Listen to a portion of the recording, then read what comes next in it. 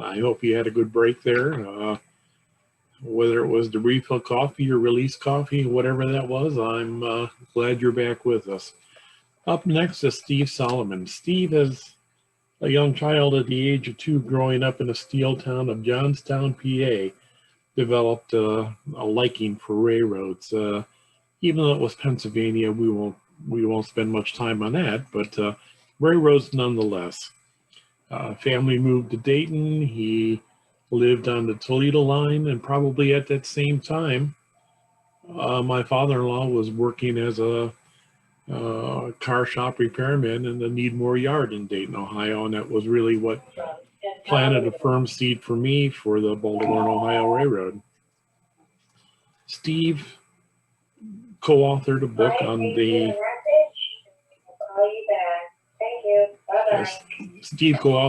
on the Western and Maryland Railway, as well as participating in a series of 3 books with Dave Ory and Dave O'Reilly. And more away, and I'm thrilled to hear that. Steve's somewhat of a neighbor of mine. He lives just to me in Valley City. I live just about 2 miles east of the shots that Mark had shown you of the Valley City place at the 303 crossing. Steve's program today is going to provide us some insight and presidential train trips on the Toledo division, and that very much dovetails into his love of American history. So on that, I'm going to kick it over to Steve to share with us his program. And Steve, once more, thank you for participating in this. Appreciate the efforts and time that you put into things. Thank you. We just lost your voice.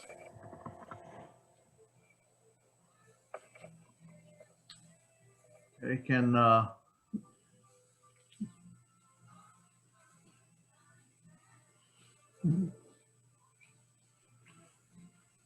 okay, now, can everybody hear me? Yes. Mm-hmm. Okay, we ready to go? We're ready to roll. All right. Okay, this program is going to be about 2 extraordinary events on in the history of the Toledo division. And specifically, I'm going to cover the whistle stop trips that were made on the Toledo division by President Harry Truman in 1948 and President Ronald Reagan in 1984. And Truman's trip was made in an era when campaigning by rail was very common. 1948 is considered the high watermark for campaigning by rail. In 1984, when Reagan made his trip, campaigning by rail was more the exception.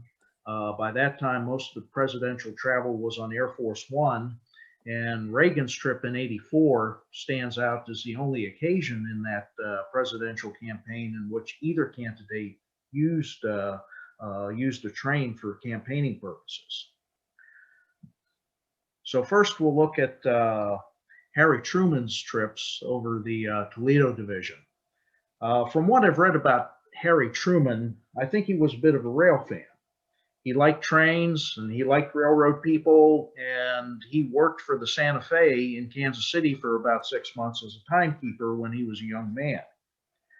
And later on, when he got his start in politics, he attributed some strong support to the Missouri Pacific men that he had gotten to know in his hometown of Independence, Missouri.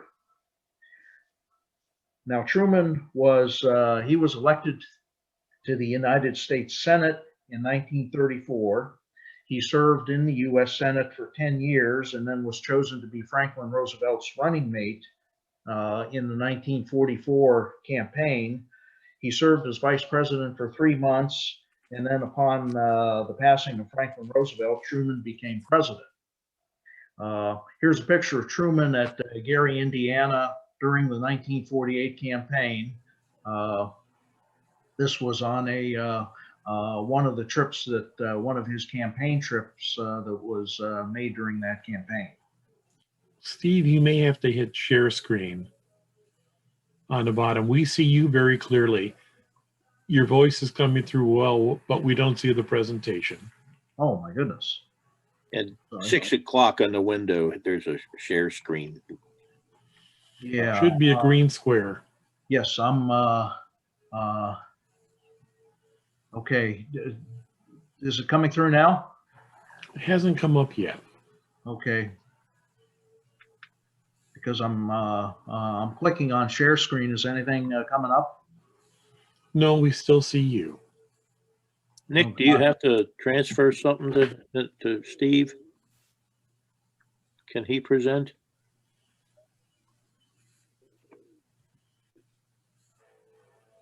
Yeah, because I am clicking on share screen, but I guess nothing's happening. Yeah, bear with us just for a moment, Steve. It maybe we have to enable you to share that screen. It looks like Nick may be on the phone at the moment. When you click it, you should get a choice of what you're sharing.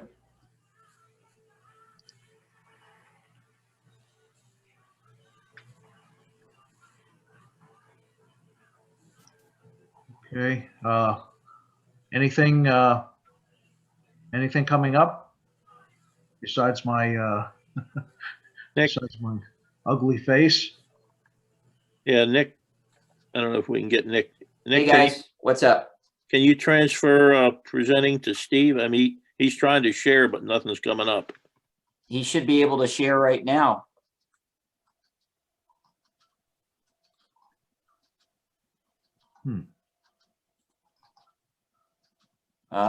Let me hold on. Let me go to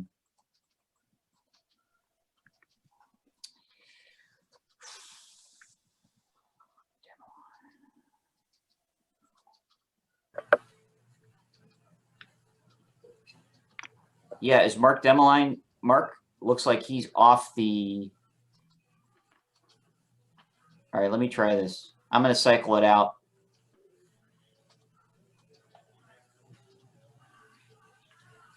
Try it now.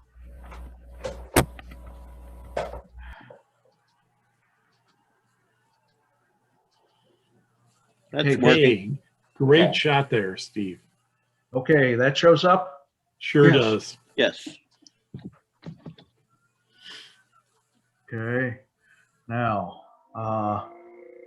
how do I go back, because it looks like I lost my icons at the bottom? Hit page down or page up.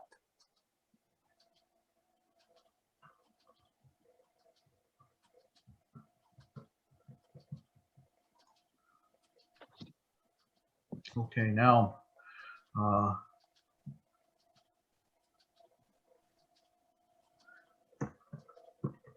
okay, now we're in business here. There you go. Okay, this is the picture of Truman at Gary in Gary, Indiana, 1948, one of his campaign trips.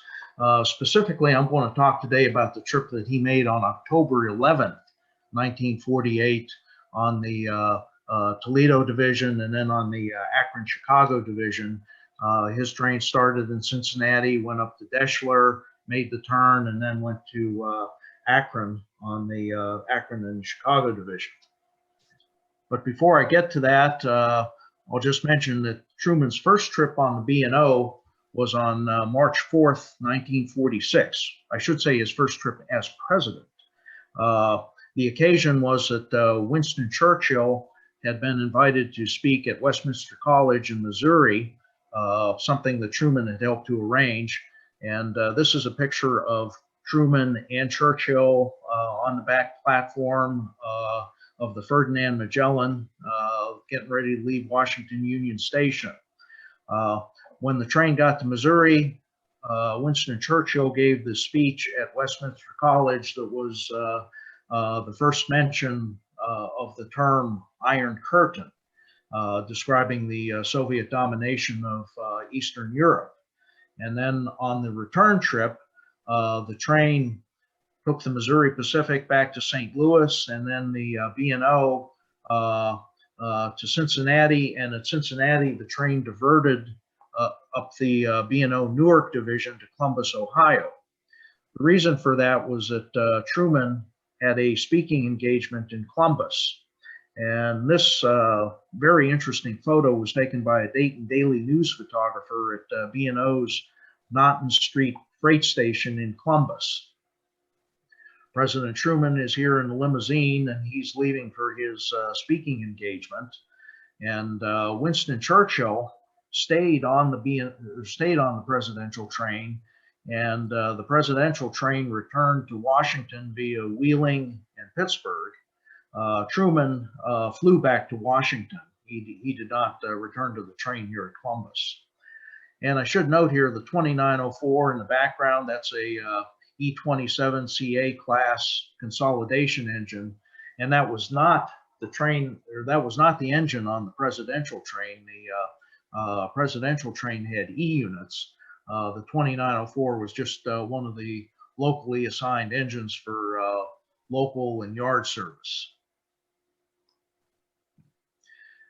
And now we'll go to 1948. This map appeared in Trains Magazine, the October 2008 issue, and it shows the campaign trips that were made by Harry Truman, and also by the Republican candidate that year was Tom Dewey, and his running mate was Earl Warren. All three of them campaigned extensively across the country by rail in that year. And as I said, 1948 is considered the high watermark for whistle-stop campaigning. Truman made a total of 9 trips that year by rail. Some of them were not officially campaign trips. Tom Dewey made 4 trips, and Earl Warren, the running mate for Dewey, he made 1 trip, which I'll get into in a little bit here. And just to give you a bit of political context here, Harry Truman, for most of 1948, he was considered a very endangered incumbent. Truman was getting blamed for all the post-war problems like inflation and a housing shortage and labor strikes. And in fact, there had even been a national rail strike where Truman had threatened to draft railroad workers into the U.S. Army to end the strike. So at the beginning of 1948, Truman was not a very popular incumbent. And Truman and his staff decided that they would barnstorm the country and conduct a very hard-hitting campaign. And that's, you know, you've probably heard the term "give 'em hell, Harry." I think that's where that term originated from in this 1948 campaign. It was one of the most dramatic presidential campaigns in American history. And Truman's opponent in that campaign was Tom Dewey, the Republican nominee who was the governor of New York. And Tom Dewey was a formidable opponent. He had been an effective governor of New York and had made quite a name for himself as a Manhattan district attorney prosecuting New York mobsters. And the Truman campaign figured that while they saw an advantage in that Tom Dewey was very stiff and formal in his public appearances, whereas Truman seemed to be very energized when he was, you know, out talking to people. And so they figured that the series of cross-country train trips would really work in Truman's favor, and it would turn out that that was a very good estimation of the situation. Now, also I want to mention how the term whistle stop got started. If you look at Truman's campaign, or if you look at the trips that Truman made, the first trip that he made to the West Coast in June 1948, that was not an official campaign trip. That was supposedly, ostensibly, a non-political trip. But Truman made many stops along the way, and he gave speeches that were political in nature. And at the time, the highest ranking Republican was Senator Bob Taft of Ohio. And Senator Taft made made a comment about Truman that Truman was going around the country, quote, blackguarding Congress at every whistle station across the country. Well, the Truman campaign seized on that and said, and sent out press releases to some of the towns where Truman had stopped, saying, "This is what Republicans think of your town," and somehow in all that correspondence, the term whistle station got changed to whistle stop, and that was the origin of the term. Prior to 1948, whistle stop wasn't really a commonly used term for campaigning by rail, but that's how it got. That's how the term got its origin.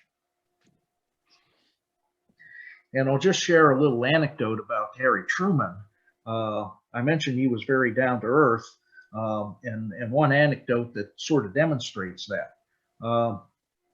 When Truman was a U.S. Senator, his office was in the Senate Office Building on Constitution Avenue. Today we call it the Russell Building, but back then it did not have a name. Everybody just called it the Senate Office Building. And Harry Truman would tell his constituents that if they wanted their mail to get to him, they should just address their letters to Harry Truman, SOB, Washington, D.C.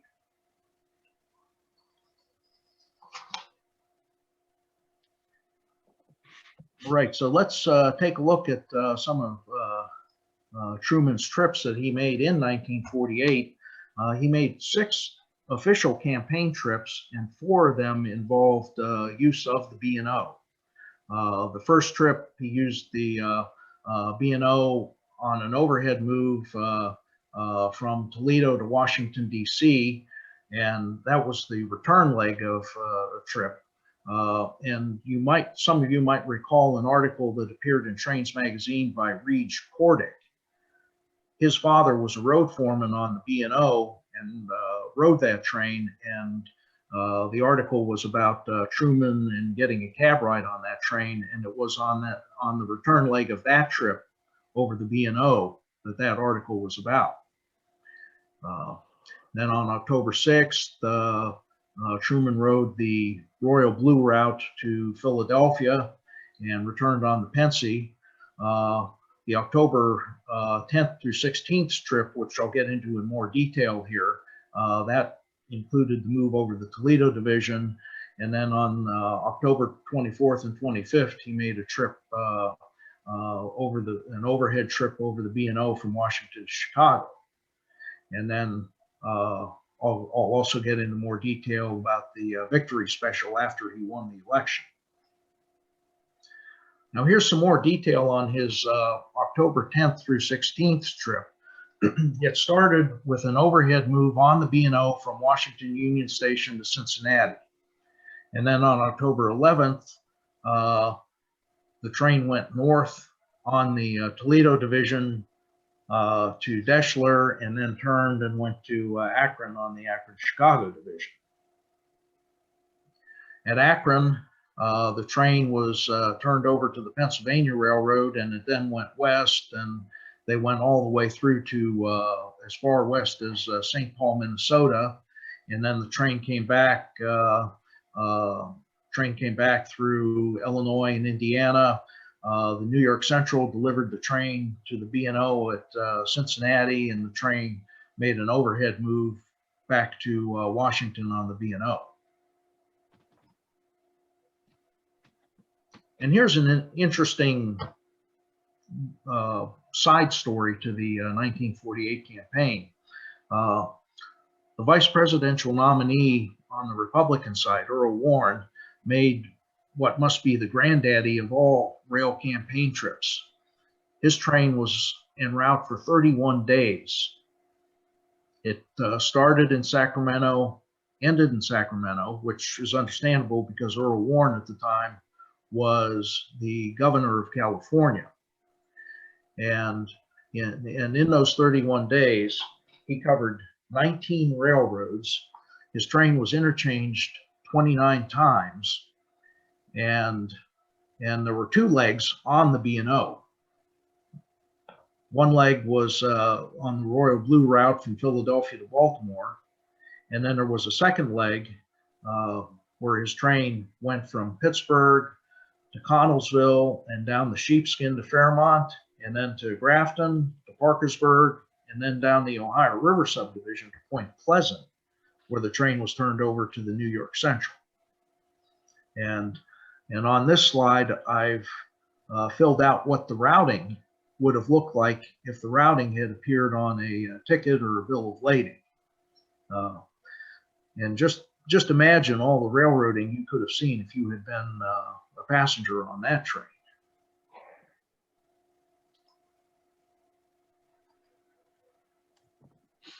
Now, back in 1948, even back in 48, there was a lot of security and preparation that was involved in a presidential train trip.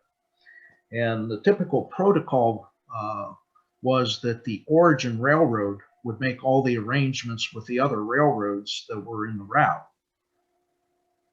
And that meant that Dan Moorman, who was B&O's passenger agent in Washington at the time, he must have been a very busy man during September and October of 1948.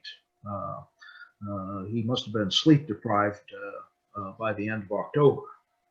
But this is a confidential memo that was sent out from B&O headquarters showing the train consist.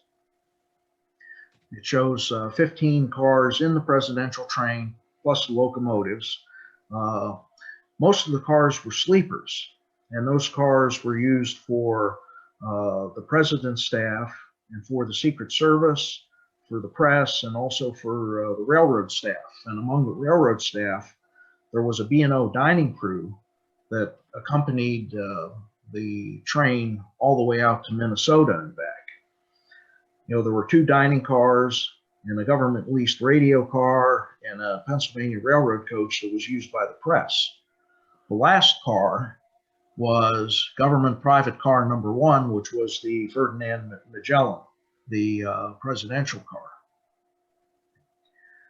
This memo also spells out the schedule of the train. And this page shows the schedule of the train for the October 11th trip on the Toledo division.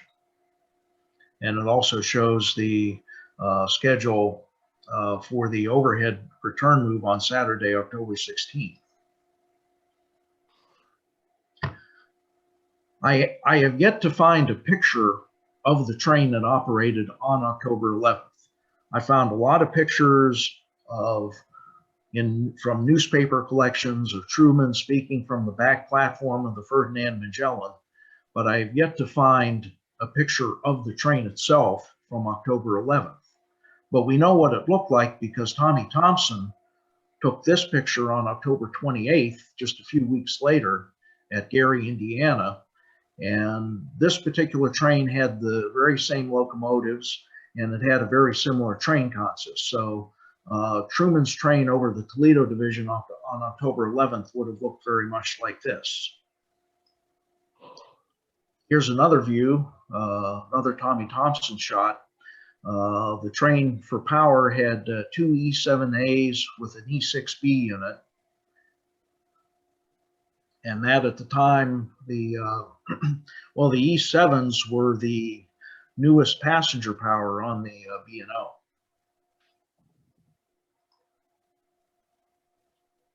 Lead unit was E7A number 68, which normally would be found on trains like the Diplomat. Here's a shot of the Diplomat with the 68 at the lead. This is eastbound through Forest Glen, Maryland.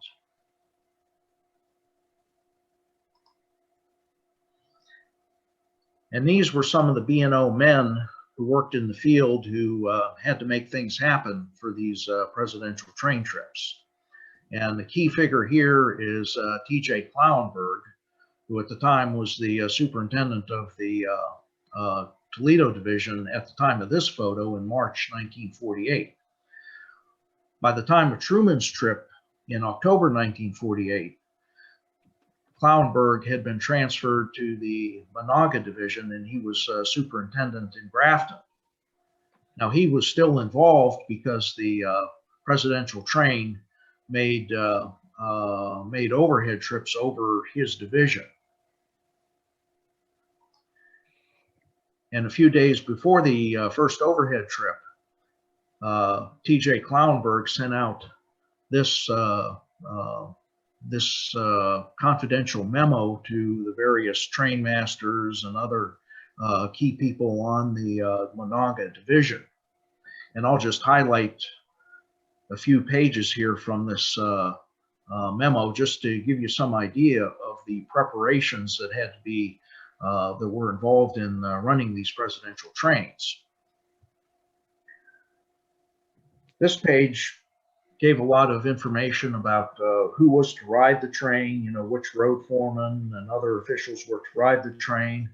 And there were also instructions on here about the crew wearing clean uniforms, overalls, hats, and gloves. And on this page, there were instructions that all freight trains on the line of route were to be in the clear and at a standstill 1 hour prior to the arrival of the special train. Switching moves on adjacent tracks were to cease 30 minutes prior to the arrival of the presidential train. And routes at interlockings were to be lined up 1 hour in advance.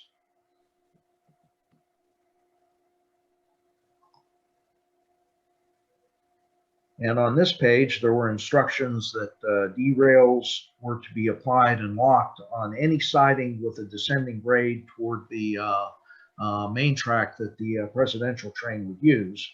And also instructions that the chief dispatchers were to ensure that all passenger trains on opposing tracks would have to be at a standstill when the presidential train passed them.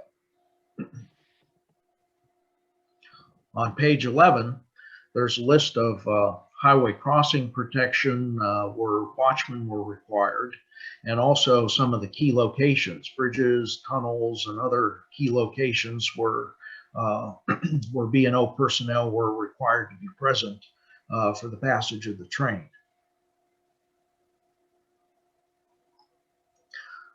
So that gives you, an idea. It was quite an effort. And on the Monaga Division, especially since the train was passing over the Monaga Division in the middle of the night. Anyway, here's a map of the October 11th trip from Cincinnati to Akron.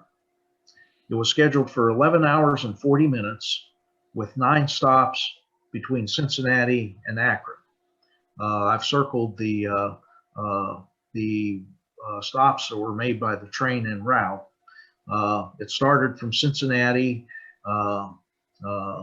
after Truman had made an appearance. He had made a campaign appearance off rail in downtown Cincinnati, and then from there the train went north on the Toledo division, made the turn at Deschler, and went east to Akron.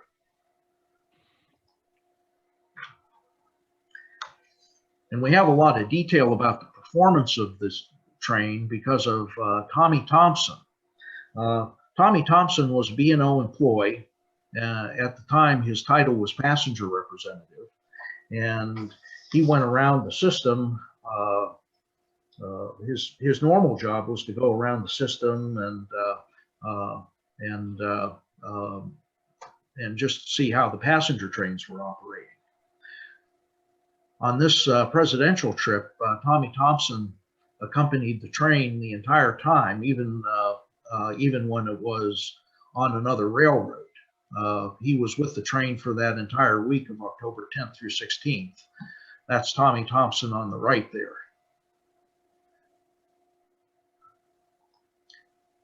He kept very meticulous notes on the performance of the train. These are his notes, and these are on file at the Society headquarters in Eldersburg. This is the performance of the train, the overhead move between Washington as far as Kaiser, West Virginia. Interesting to see that the train took the Patterson Creek cutoff, bypassing Cumberland. And the train kept a pretty good time. It was at most only 3 minutes late at Martinsburg. Now here's Tommy Thompson's records for the trip on the beginning part of the trip on the Toledo division from Cincinnati as far as Dayton.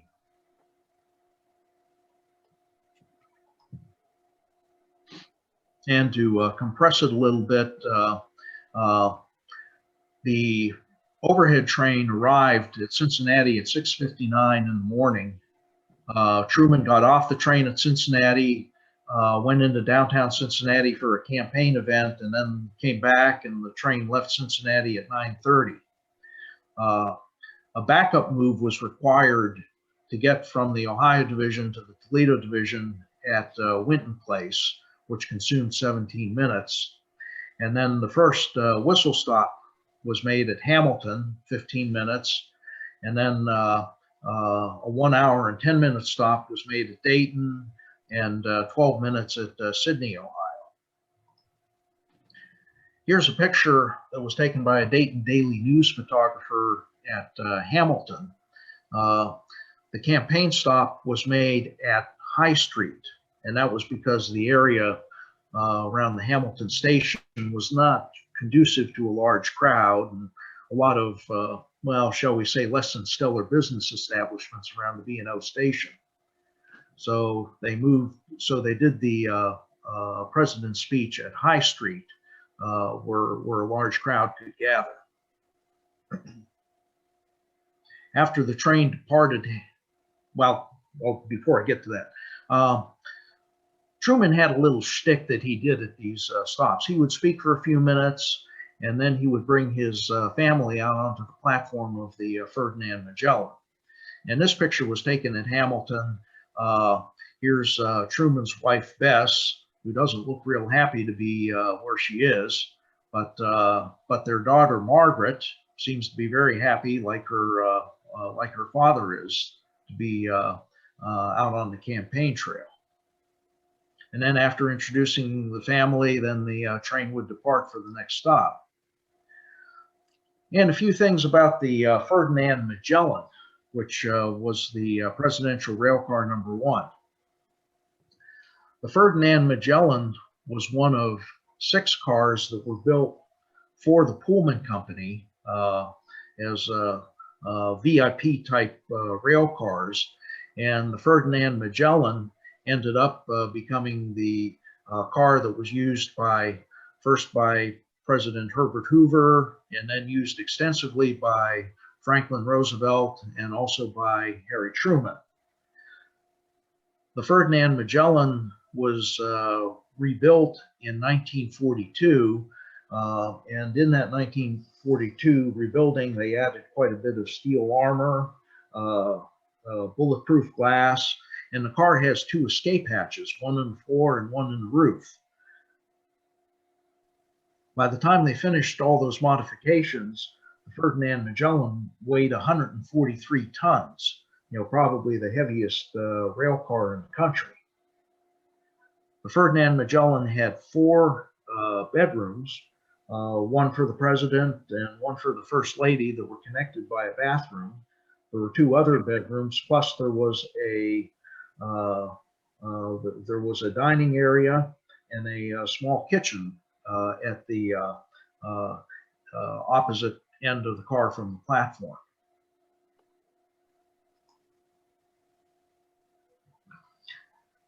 Here's what New River Junction would have looked like in 1948 when the presidential train passed it. New River Junction, just north of Hamilton, a scene of American post-war industrial might, with the Armco steel blast furnaces on the right and B&O's WR Tower on the left.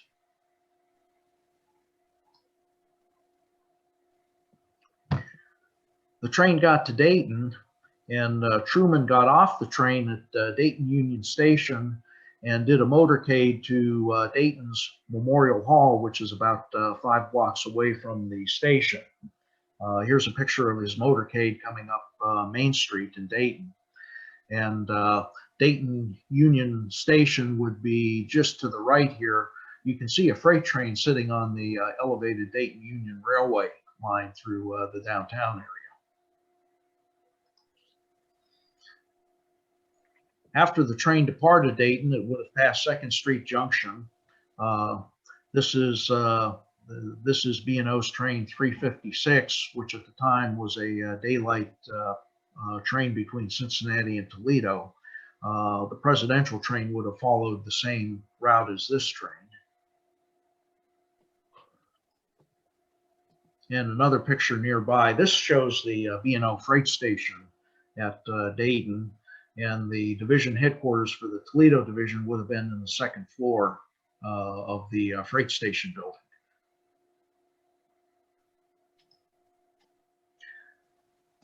Here's a photo of the crowds that were gathered at Sydney, Ohio, waiting for the presidential train to arrive. And this picture was taken at Sydney during Truman's speech. Truman on the left, the man on the right would presumably be the mayor or some other local official there in Sydney. And the man at the bottom is Ernest Chapman of the B&O Police Department.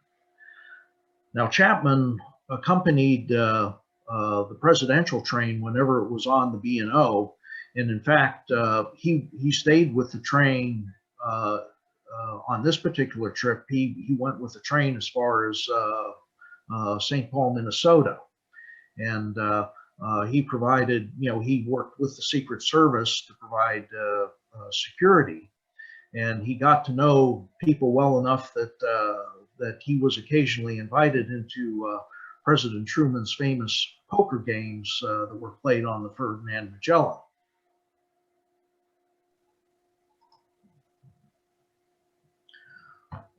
And these are the times that these are the whistle stop times. There was a 12-minute stop at Sydney, 11 minutes at Lima, only 7 minutes or 8 minutes at Ottawa, and 11 minutes at Deschler. Truman gave a quick speech at all these locations. The stop at Lima would have been made at the B&O station there at NS Tower, where they crossed the Pennsylvania main line. This is what it looked like. This is what that location looked like earlier with northbound train 54. And then at Deschler, the train made the turn to the Akron-Chicago division. There was a 12-minute stop at Fostoria. And then the longest stop, a stop of 28 minutes, was made at Willard, then a 8-minute stop at Rittman, and then a 7:40 p.m. arrival at Akron. And at Akron, Truman posed. Oh, I'm sorry. Before I go to Akron, a few notes about Willard. Truman gave a very nice speech at Willard, and in that speech, he acknowledged Daniel Willard, who had been president of B&O, of course, through 1941, and Truman acknowledged Daniel Willard's efforts to keep B&O employees working throughout the Depression, and spoke about how his concern for the B&O working man was similar to his feelings toward the working people of the United States. Now, an interesting anecdote that occurred here between Willard and Akron. Harry Truman was,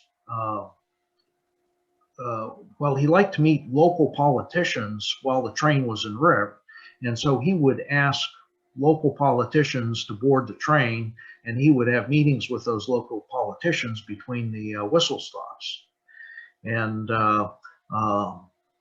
and everybody on the train had a ticket, or everybody was supposed to have a ticket up to and including Harry Truman. The people who stayed overnight had Pullman tickets because at the time overnight accommodations were handled by the Pullman company. People who were just riding segments during the day just were supposed to have regular B&O tickets. And Truman would invite these local politicians to come on the train and meet with him while the train was rolling between campaign stops. And those people had to have tickets as well. And one of the local politicians that Truman invited onto the train was Congressman Walter Huber, who was a congressman from Akron. And he and Truman invited the congressman to join the train at Willard. And Congressman Huber boarded the train at Willard as requested. And he expressed a bit of dismay when he was approached by a B&O representative and advised that, presidential invitation or not, he still needed to pay the standard B&O fare with government discount from Willard to Akron.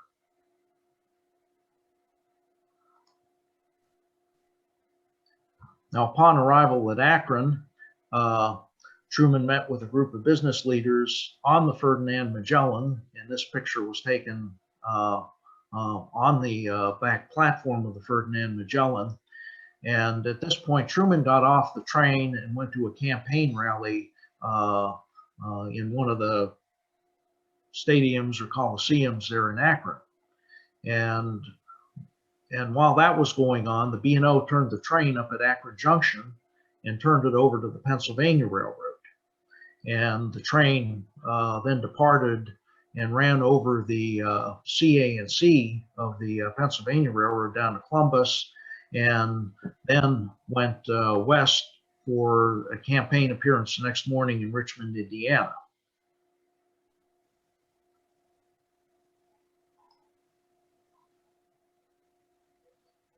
Now, recall that I mentioned that everybody thought Truman was going to lose the 1948 campaign.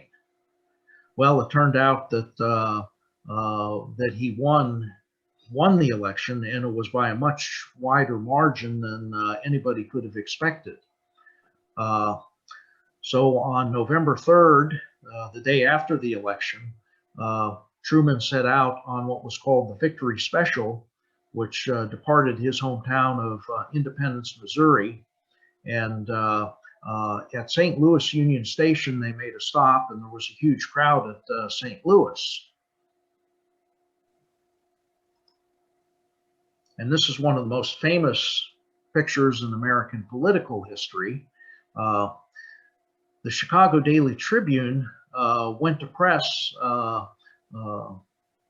when the Bulldog edition of the Tribune went to press. They still did not know the outcome of the election. Well, the editor, he fell back on what everybody assumed would happen, that Dewey was going to beat Truman in the election. And so he blocked out the big headline, and the first edition of the Tribune ran with that headline, Dewey defeats Truman. Well, of course, that's not the way it turned out. And one of Truman's aides, who was in Chicago at the time, he got a big pile of newspapers and got on a train to St. Louis and made this picture possible at St. Louis Union Station.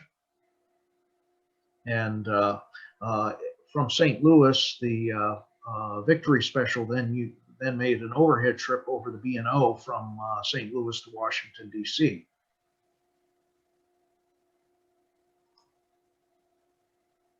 Now, a bit of a postscript to Truman's use of the B&O. Truman did not run for re-election in 1952. Instead, he did some campaigning for the Democratic candidate that year, Adlai Stevenson. And some of that campaigning included the trip over the Toledo division on October 31st from Toledo to Cincinnati. And here's a picture of Truman's train coming south through Vandalia, Ohio.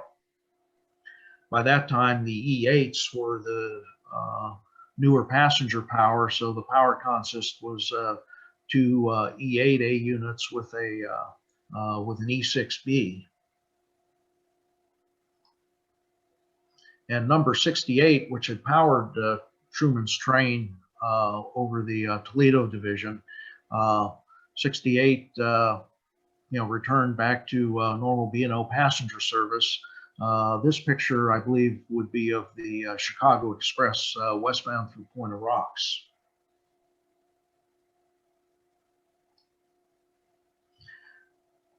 Now we'll jump to 1984. President Reagan made a trip over the Toledo division from Dayton as far as Perrysburg. And as I said before, this was the only occasion during the 1984 presidential campaign where either candidate made a trip, made a trip by rail.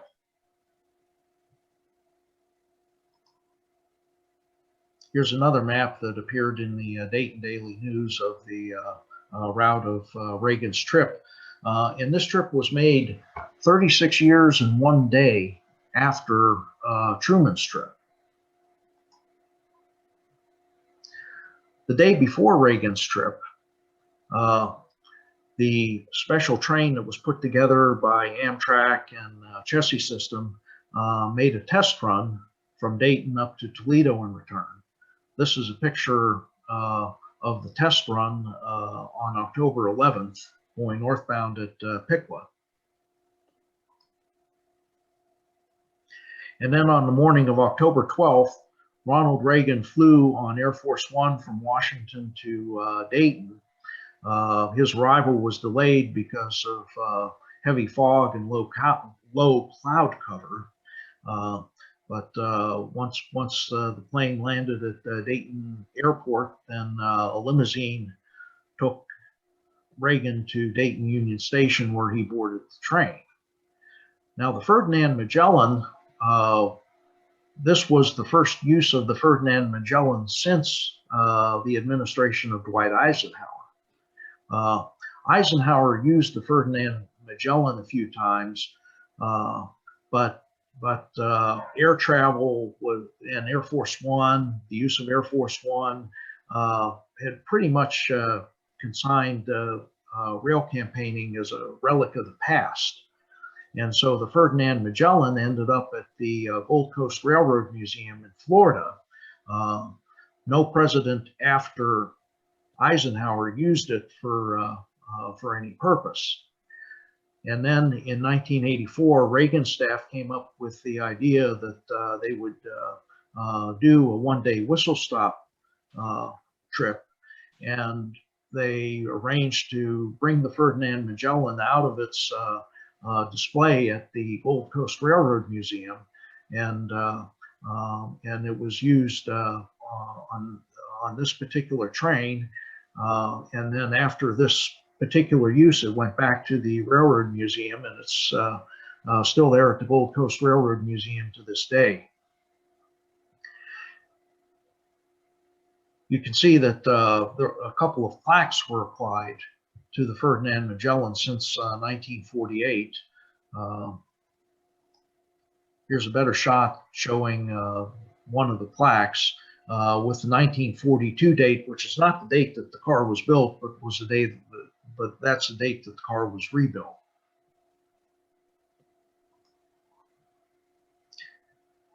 This is the train departing Dayton for headed north toward Toledo. Dayton Union Station would be a couple of blocks to the right. And the 44 at the time was this was the newest power on the B&O group of Chessie GP40-2s, and it was a bit of retouching for this particular train trip.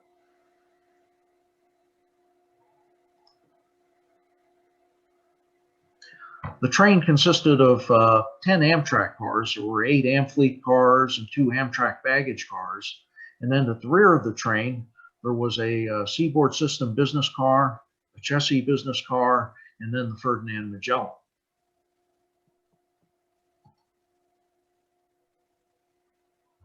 And this is Reagan's train passing 2nd Street Junction in Dayton. Security was very tight, but one thing that the Secret Service and the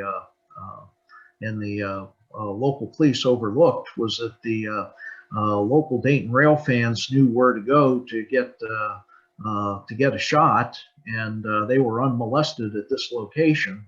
And there was quite a lineup of local rail fans here at 2nd Street Junction. And here's the train going away. And in this window, the second window on the Ferdinand Magellan, you can see a hand. That is President Reagan waving to the rail fans at 2nd Street Junction.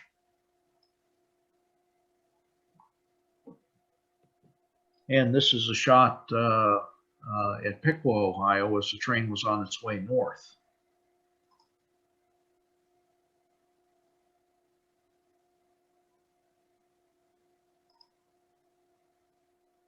And this is the crowd that had gathered at Sydney, waiting the arrival of the presidential train. One difference between the Truman trip and the Reagan trip is that Reagan made several stops. Well, at several of the stops, Reagan got off the train and spoke from specially built podiums instead of speaking from the back platform of the Ferdinand Magellan.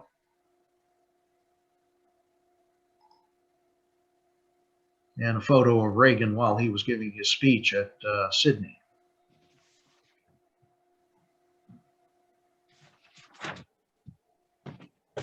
And after the train departed, that's the presidential speaking platform. To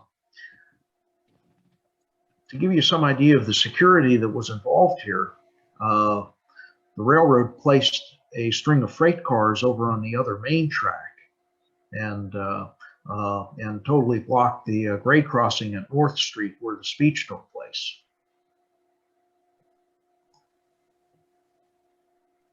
And as I said, security was tight.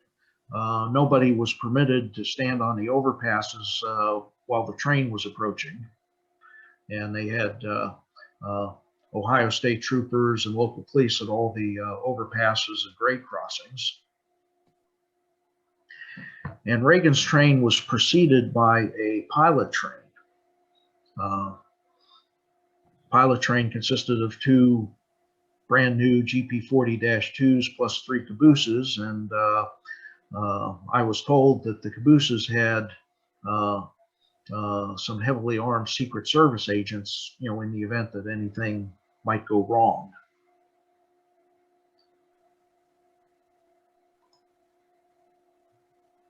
And here is the presidential train departing Sydney.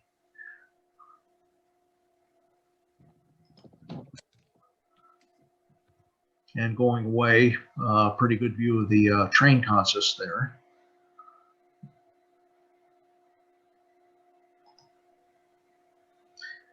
And then the trailing train, similar consist. And those GP40-2s at the time, 5 consecutively numbered engines were used for the pilot and trailing trains plus the presidential train.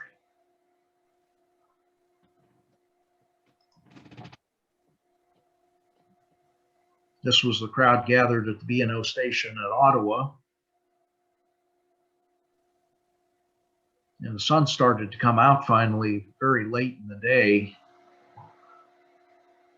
And then after Ottawa, one more stop was made at Deschler. And then the final stop was made at Perrysburg, Ohio, just on the south side of Toledo. Now, at that stop, Reagan did speak from the back platform of the Ferdinand Magellan. After his speech was over, Reagan took a limousine to the Toledo airport where Air Force One was waiting, and the train was turned to Toledo and then returned to Dayton.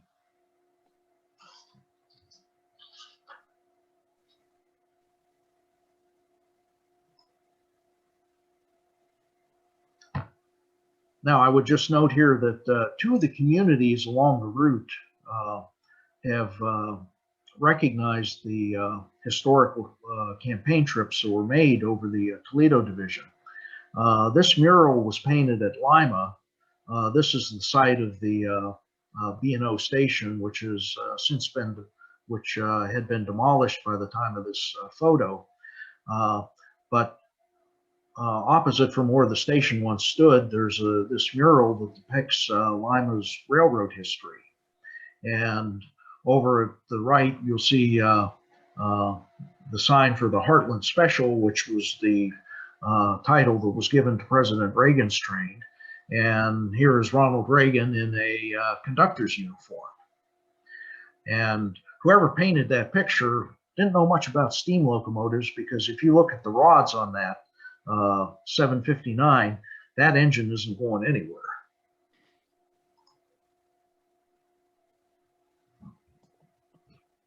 The city of Sydney, Ohio has also recognized the whistle stop campaign visits at their town. These markers have been put in place at West North Street, where both presidential stops were made. And you can go there and still get a photograph today of a train passing these markers.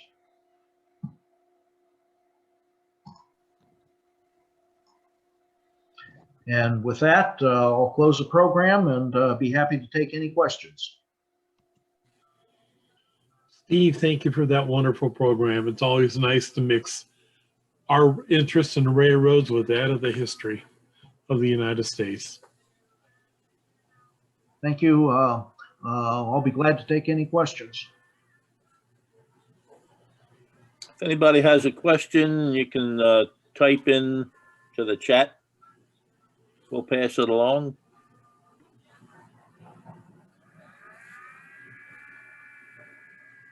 So what is an overhead move is the first question. Oh, an overhead move was when the train was just going from point A to point B without making any stops for speeches. Most commonly on B&O, the presidential train ran overhead from Washington to Cincinnati, usually at night. But there were a number of overhead moves that were made on the B&O during the 48 campaign. Steve, there was another question as to whether or not Bill Clinton had done a partial whistle stop trip for his reelection. Bill Clinton did do a train trip, but it was not on the B&O. Ah, okay.